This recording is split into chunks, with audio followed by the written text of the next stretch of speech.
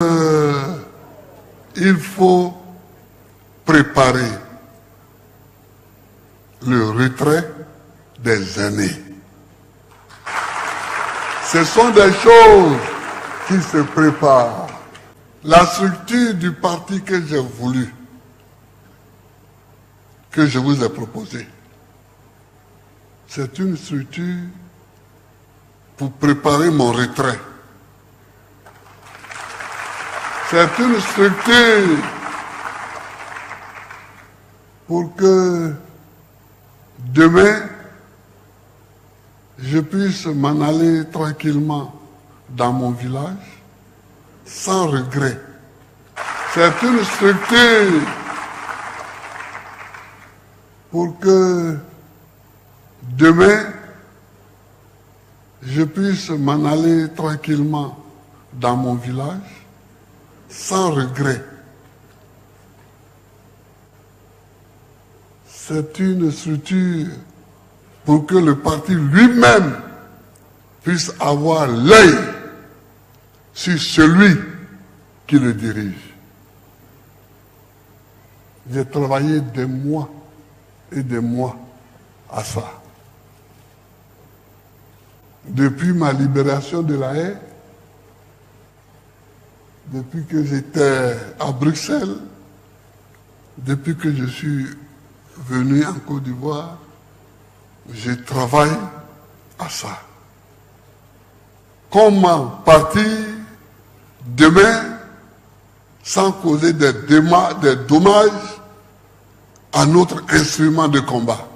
Car il faut un instrument de combat.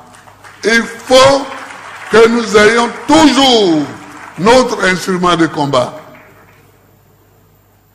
Mais comment ne pas le briser? Comme nous l'avons brisé pour la première fois. C'est pourquoi j'ai fait quelques aménagements là-dedans. Mais, chers camarades, chers amis, mon ambition aujourd'hui, c'est de partir. C'est de partir. Pas de partir pour vous abandonner. Moi, je serai toujours un militant de notre parti. Un militant de base. Un militant. Or, moi, je n'ai plus besoin de faire des démonstrations. Je n'ai plus besoin de démontrer que je peux diriger un parti, je ne peux pas diriger un parti, je peux diriger un État. J'ai dirigé un parti, j'ai dirigé un État. Bon, qu'est-ce que je cherche? Je suis là. Pour nous aujourd'hui, la seule chose importante qui prime, c'est la candidature effective du président Laurent Gbagbo à l'élection présidentielle de 2025. Qu'il va gagner. Ceci pour dire, même si ça va déranger, que on peut être inscrit sur la liste et ne pas être retenu de la candidature. Tu as quel problème? Tout comme on peut ne pas être sur la liste et être candidat. Oh non. C'est possible. Mais nous insistons avec nos militants que la bataille d'inscription de Laurent Gbagbo sur la liste électorale est un devoir moral pour nous. Mais,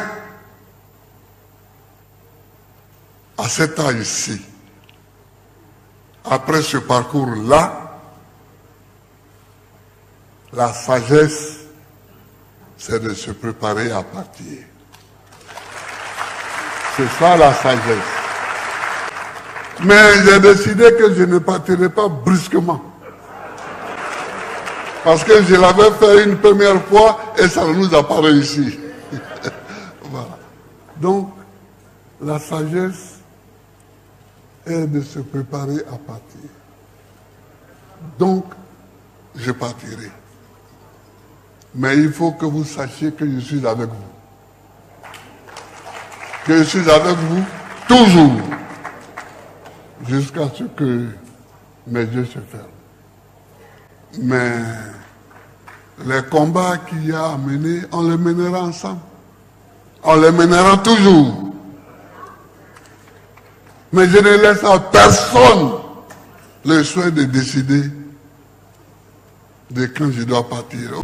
Braquage de la Banque centrale des États de l'Afrique de l'Ouest, Gbagbo, définitivement condamné à 20 ans de prison et à 329 milliards d'amende.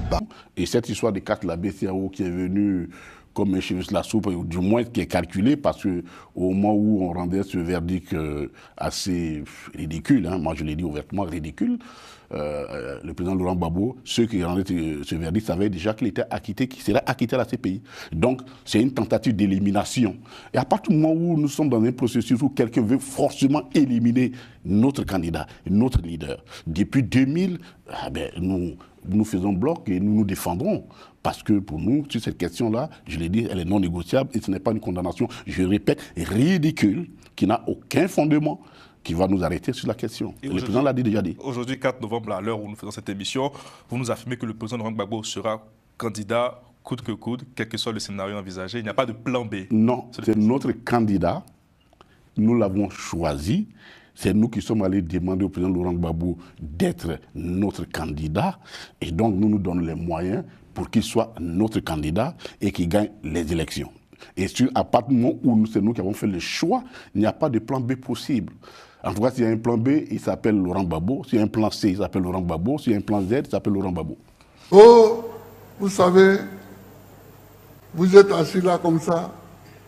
Il y en a qui pensent, mais Gbagbo, il a été condamné à 20 ans. Donc, même s'il est élu, on va lui interdire d'être président. Je sais ça. Donc, même s'il est élu,